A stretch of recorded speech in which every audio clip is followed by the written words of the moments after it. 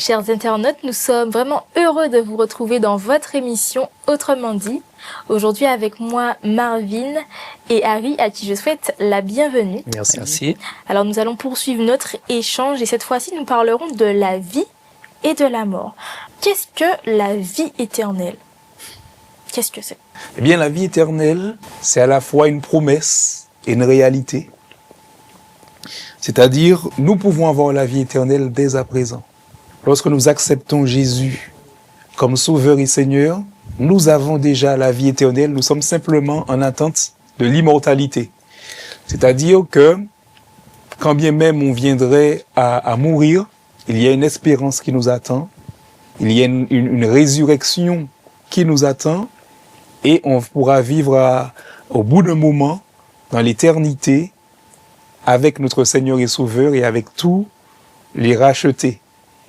Donc, la vie éternelle, c'est quelque chose de merveilleux que Dieu nous propose. Donc, il y a quand même cette tension entre le déjà là. C'est un peu la même notion que le royaume de Dieu, où il y a le déjà là et le pas encore. Donc, le déjà là, c'est que dès qu'on est en Jésus, on a la vie éternelle. On est juste en attente de l'immortalité. Et la vie éternelle nous renvoie à cet événement futur. Le point culminant que nous attendons tous, c'est lorsque Jésus reviendra et qu'on sera tous enlevés avec lui. Et dans la joie, dans un monde où il n'y aura plus de souffrance. Est-ce que cette vie éternelle s'oppose à la mort que nous connaissons? Elle s'oppose. Oui, elle s'oppose inévitablement parce que la vie éternelle, c'est cette capacité qu'a l'être humain de dépasser les limites qui sont les nôtres aujourd'hui. Aujourd'hui, nous sommes des êtres avec un temps de vie fini qui sera différent en fonction des uns et des autres, qui sera peut-être raccourci si accident de la vie il y a. Mais en tout cas, lorsque l'homme a été créé, il n'a pas été créé pour pouvoir mourir. Il a été créé pour pouvoir se développer, pour pouvoir vivre éternellement. Et d'ailleurs, lorsque Adam et Ève ont péché, le texte biblique nous dit que la porte du jardin d'Éden leur a été fermée et l'accession à l'arbre de la vie leur a été empêchée, empêchant à l'homme de manger de l'arbre de la vie pour qu'il ne pêche éternellement. Donc il y a, oui, une dichotomie entre l'aspiration de départ, ce pourquoi nous avions été créés et ce que nous vivons aujourd'hui. Et c'est pas pour rien, c'est vrai que Harry, dans sa réponse, a directement lié cette vie éternelle à la notion d'éternité avec Dieu. Relation avec Dieu et immortalité en Christ. Mais aujourd'hui, beaucoup d'hommes, de femmes recherchent l'immortalité, recherchent cette vie éternelle au travers de leur réalisation. Les pyramides ne sont-elles pas la recherche de cette vie éternelle au travers de la pierre? Ceux qui vont se cryogéniser pour pouvoir se donner du temps, se laisser du temps pour le temps que la science évolue pour pouvoir avoir les moyens de vivre le plus longtemps possible et si ce n'est éternellement. Aujourd'hui, bon nombre de films sont basés sur cette recherche de cette vie éternelle. Donc c'est une aspiration qui est là, qui trouve sa consistance au travers de la Bible pour les enfants de Dieu, mais qui finalement est une aspiration parce que l'être humain dès le départ a été créé pour vivre éternellement. Donc l'éternité en réalité n'existe que sous forme de vie, pas sous la forme de mort éternelle à laquelle on peut penser. C'est vrai que la vie éternelle, c'est la poursuite finalement de ce que nous avons aujourd'hui. La mort, elle est absence de vie. Donc on ne devrait pas parler de mort éternelle, on parle de mort. Maintenant, Harry parlait de cette vie éternelle qui est présente aujourd'hui et cette immortalité à laquelle nous accéderons.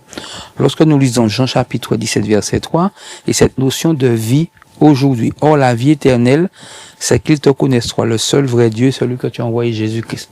Le maintenant, c'est cette proximité avec Dieu, cette connaissance de Dieu, cette marche avec Dieu qui fait de nous des êtres appelés à vivre éternellement. Donc du coup, l'absence de Dieu dans la vie de l'être humain l'emmène malheureusement à perdre cette vie éternelle et à mourir.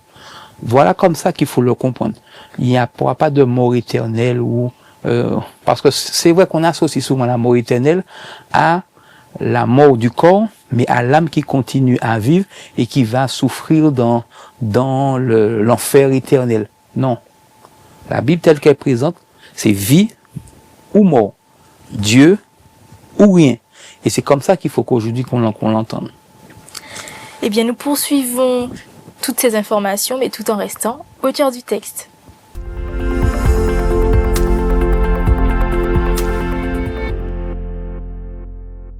En réalité, comme tu l'as dit, Marvin, nous sommes appelés à une vie éternelle.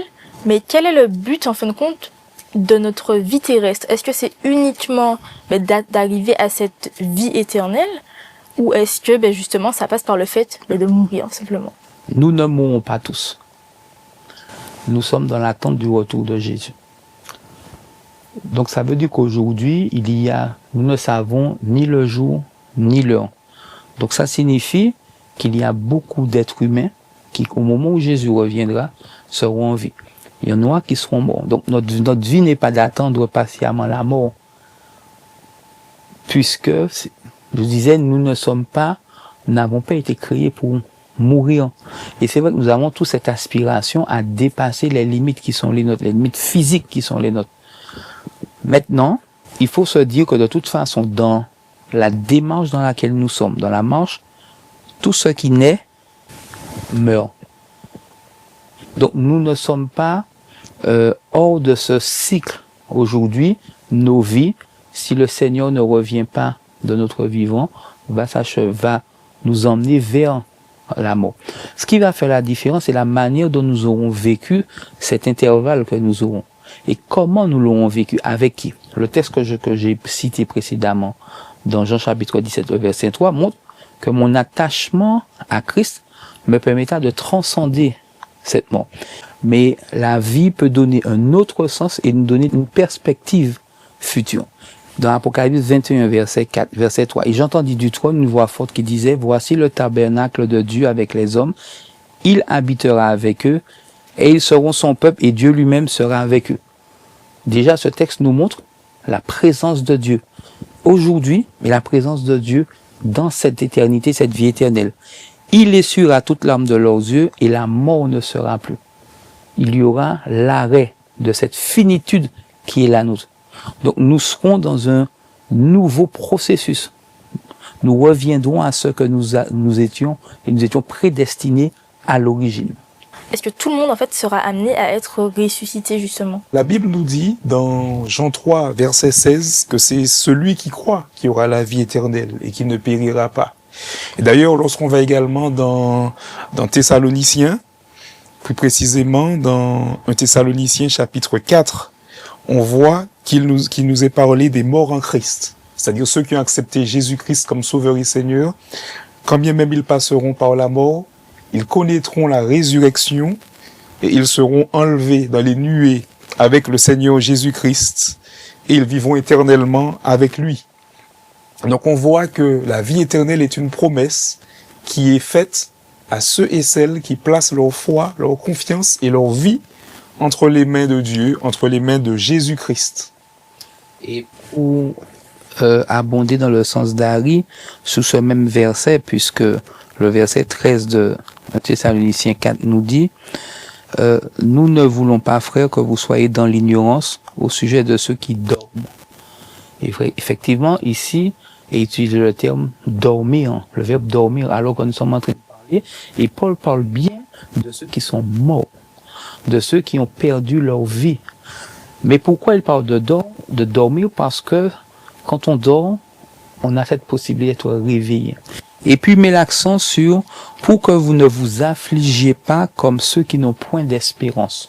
Ça veut dire qu'il fait une distinction entre ceux qui seront ressuscités et ceux qui ne le seront pas parce que leur espérance n'aura pas été placée en Christ. Lorsque l'espérance est placée en Christ, il y a cette espérance, d'être ressuscité et de jouir de ce qu'il a préparé pour chacun.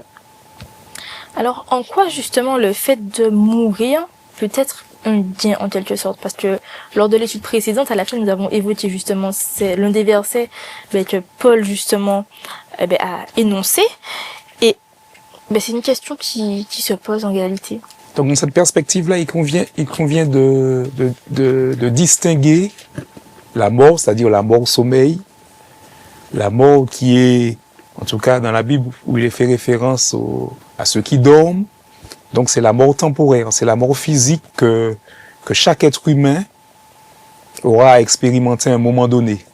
À moins qu'on soit témoin direct du retour de Jésus-Christ. Et cette mort, elle n'est qu'un sommeil, c'est-à-dire que ce n'est qu'une virgule, ce n'est pas un point final à l'existence humaine. Et il y a cette mort, celle que je le crois que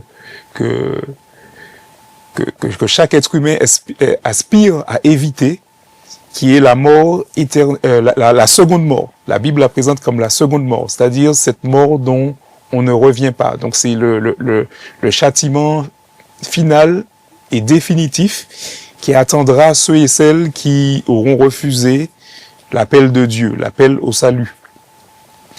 Et effectivement, l'apôtre Paul, lui, lorsqu'il dit la mort m'est un gain, il parle du sommeil, c'est-à-dire cette mort physique, ce corps qui meurt et qui devient poussière. Mais il ne parle en aucun cas de cette seconde mort, c'est-à-dire cette mort définitive. Et l'apôtre Paul, il faut comprendre qu'il est dans un contexte particulier. Il est dans un contexte de persécution, il est emprisonné, et il voit que tout ce qui fait sa joie n'est ni plus ni moins que les choses spirituelles, c'est-à-dire sa relation avec Dieu, ce que Jésus-Christ fait pour lui, en lui, et à travers et par le biais de ses églises. Et il se dit, tant qu'à faire, puisque la source de mon bonheur se trouve uniquement dans les choses célestes et dans les choses divines, eh bien, il me serait préférable de m'endormir et jusqu'à ce que Jésus-Christ revienne et que je profite des félicités éternelles. Mais ce n'est en aucun cas une règle générale pour se dire qu'il faille être focalisé sur la mort et se dire que la mort, c'est une bonne chose. Cela est contextuel. C'est-à-dire que si demain, par exemple, Marvin a une bonne nouvelle et il vit un bonheur terrestre qui est compatible, bien sûr, avec sa foi, il n'a pas à rougir d'être content, en tout cas, de bénéficier de certains moments terrestres positifs, puisque cela n'est pas en contradiction avec sa vie spirituelle. Donc, il faut comprendre que l'apôtre Paul est dans un contexte particulier et il dit ces choses. Parce qu'il y a cette tension entre sa souffrance terrestre et la joie spirituelle qu'il vit. Et puis, je voudrais ajouter, en m'appuyant sur le texte de Philippiens chapitre 1er verset 20, où il dit « Selon ma ferme attente et mon espérance que je n'aurai honte de rien, mais que maintenant, comme toujours, Christ sera glorifié dans mon corps, avec une pleine assurance, soit par ma vie, soit par ma mort. » Paul est conscient aujourd'hui que s'il venait à mourir, parce que Paul est emprisonné, Paul s'apprête à vivre un procès, Paul est conscient que l'issue pourrait être la mort, l'arrêt de sa vie terrestre. Mais Paul sait que ce qu'il vit actuellement a des effets positifs. Et il dit, mais finalement, c'est si Dieu choisit de me laisser mourir, je serai content parce que ça va le rendre gloire. Mais il va dire aussi, mais s'il est utile pour mon œuvre que je vive dans la chair, je ne saurais dire ce que je préfère. Si Dieu me laisse vivre, me donne la possibilité de sortir de cette situation vivant, gloire à Dieu. Si je meurs, gloire à Dieu. Et c'est quand tu disais de contextualiser, oui, on n'est pas tous appelés à se sacrifier, à donner sa vie. Les martyrs, par leur sacrifice, donnaient cet élan à l'évangile. Mais nous ne sommes pas tous appelés à être des martyrs, nous ne sommes pas tous appelés à donner notre vie sur l'échafaud. Pourtant, nous sommes tous appelés à donner gloire à Dieu au travers de nos vies.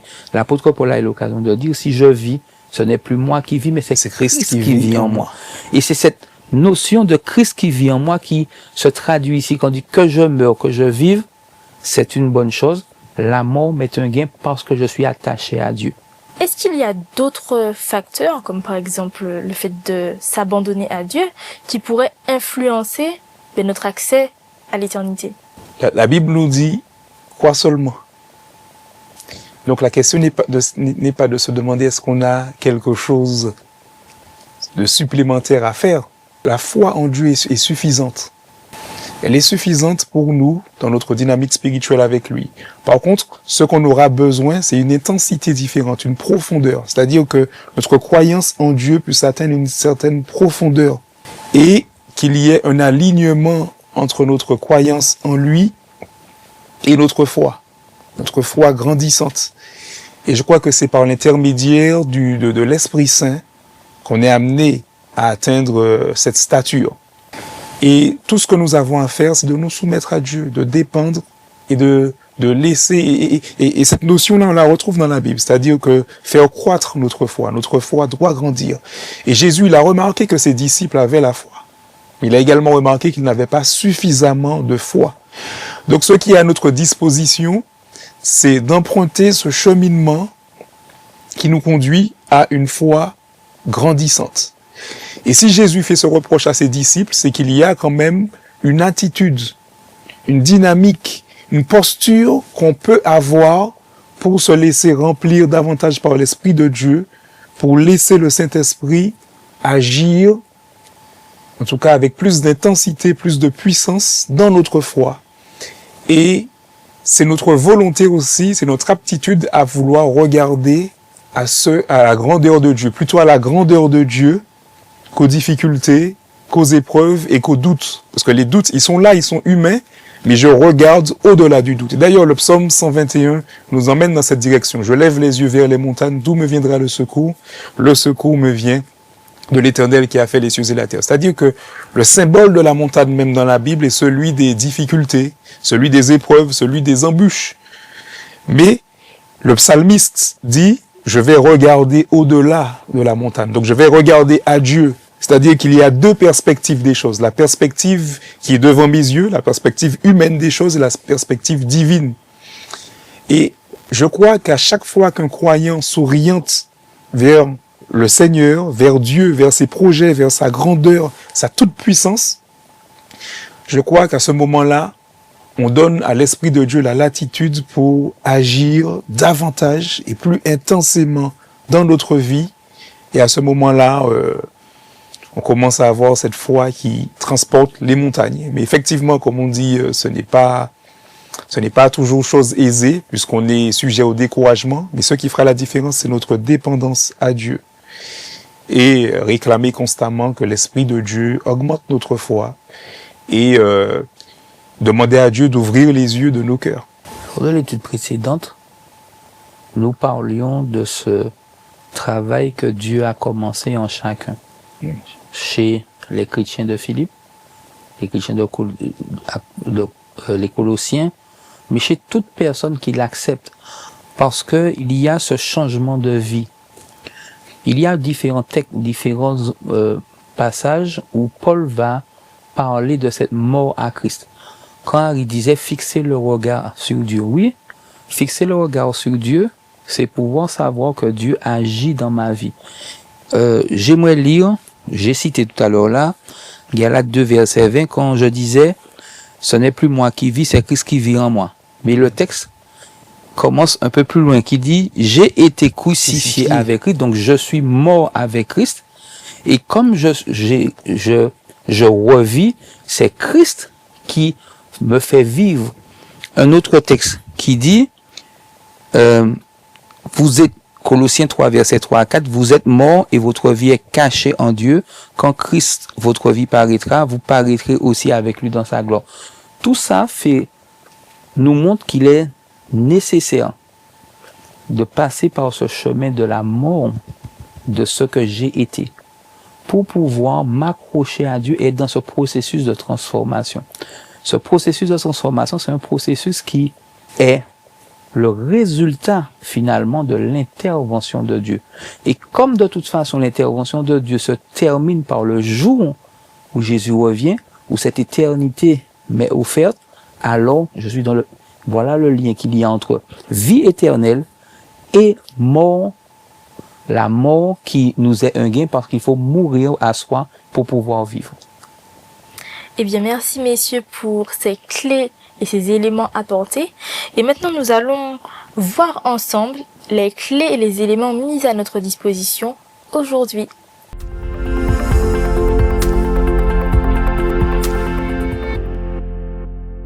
Nous avons parlé de la mort comme d'un gain, mais concrètement, comment faire pour ne plus avoir peur, j'ai envie de dire, de cette mort et la voir justement différemment? Comme on le disait plus tôt, c'est ce changement de perspective. C'est la perspective divine, c'est le Saint-Esprit, c'est pas à travers les lunettes divines, vues par le prisme divin que nous pouvons, en tout cas, ne plus avoir peur de la mort. Humainement parlant, ce n'est pas possible. C'est quelque chose de divin, c'est un cadeau, c'est quelque chose que Dieu fait en nous. Et je crois que plus on passera du temps à se focaliser, et c'est paradoxal ce que je dirais, plus on prendra du temps de se focaliser sur Jésus-Christ, sur la personne de Jésus-Christ, sur la vie, sur le ministère, sur la mort et la résurrection de Jésus-Christ, et plus on sera fortifié, plus on sera nourri, et effectivement, sur la base de ce que l'on contemple, eh bien, notre foi vient à se décupler, voire notre foi augmente, et petit à petit, on remporte des victoires sur nos peurs les plus profondes, et même celles de la mort. Parce qu'effectivement, pourquoi, on peut se poser cette question, pourquoi j'ai peur de la mort terrestre? C'est-à-dire, la peur que j'ai va révéler, en tout cas, va révéler mes croyances intérieures. Donc ça me donne une indication sur ce à quoi je crois. C'est-à-dire, ça me dit à quel niveau je prends conscience de la véritable signification de la mort, de la véritable signification de la résurrection, de la vie éternelle. Et je crois que la posture que nous pouvons adopter, c'est celle-ci, c'est de demander à Dieu, en tout cas, de nous permettre de mieux visualiser, de mieux voir, en tout cas, ces promesses bibliques et de nous aider à prendre une conscience plus profonde de ce qu'il a déjà prévu pour nous, à savoir la vie éternelle, le bonheur, la joie. L'apôtre Paul, il était tellement focalisé par ces choses-là. C'est-à-dire qu'il était sur terre, mais je crois que son esprit était déjà transporté dans le ciel parce qu'il voyait ces choses. C'est-à-dire, pour se sentir bien, il faut être habité par la bonne nouvelle, habité par le bonheur, cette joie qui transcende même les circonstances de la vie. Et cela se passe simplement par notre intimité, par le biais de notre intimité avec Dieu. Et l'apôtre Paul, prenons conscience un peu de ces paroles, même lorsqu'il dira, et j'ai pas la référence en tête, mais lorsqu'il dira, rien ne me séparera de l'amour de Jésus. Donc on voit que l'amour de Jésus est tellement enraciné en lui qu'il est focalisé sur ça. Il dit ni les choses présentes, ni les choses à venir, ni la mort, ni les dominations, ni les principautés, ni les puissances. C'est-à-dire que c'est une relation d'amour avec Jésus-Christ qui sera le moteur même de cette foi inébranlable qui fait même résistance à la mort physique. Comment garder, pour terminer, courage, j'ai envie de dire, lorsque nous souffrons du coup de la mort de notre chair?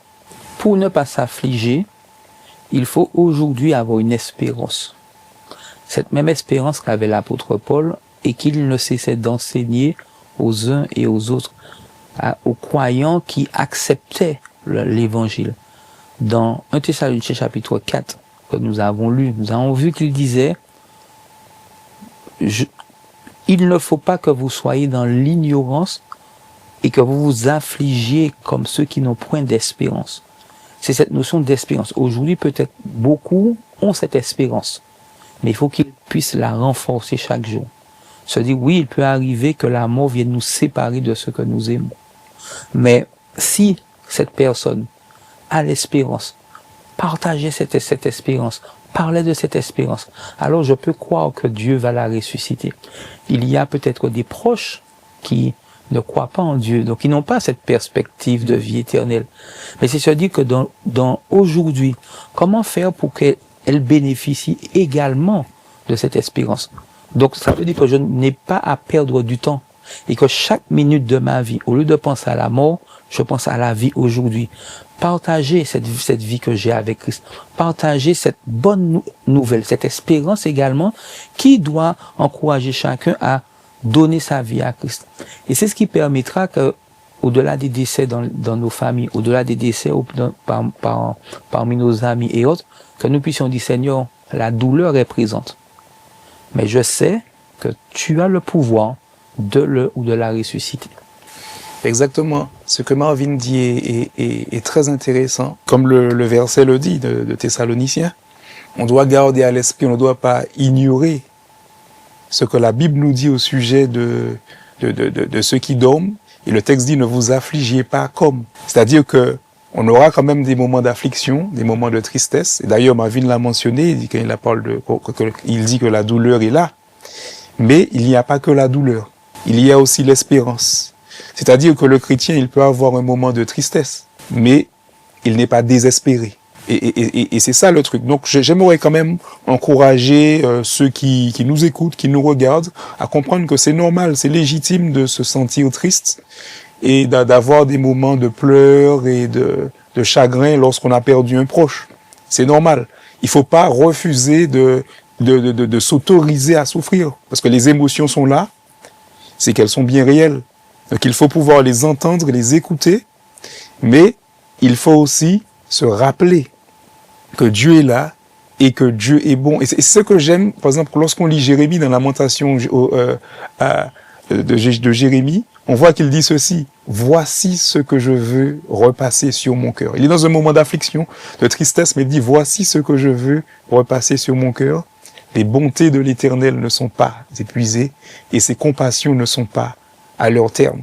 Donc effectivement, au cœur même de nos souffrances, lorsque nous nous appuyons sur Dieu, nous croyons en lui, eh bien, nous avons cette espérance. Et lorsque nous manquons de foi, n'hésitons pas à exposer à Dieu ces choses et lui demander de raviver en nous cette foi et cette connaissance que nous avions déjà de ses projets et de ses plans merveilleux. Merci Harry, merci Marvin pour ce partage. Nous vous remercions également, chers internautes, d'avoir partagé ce moment avec nous et nous vous disons à la prochaine dans une autre session d'Autrement dit.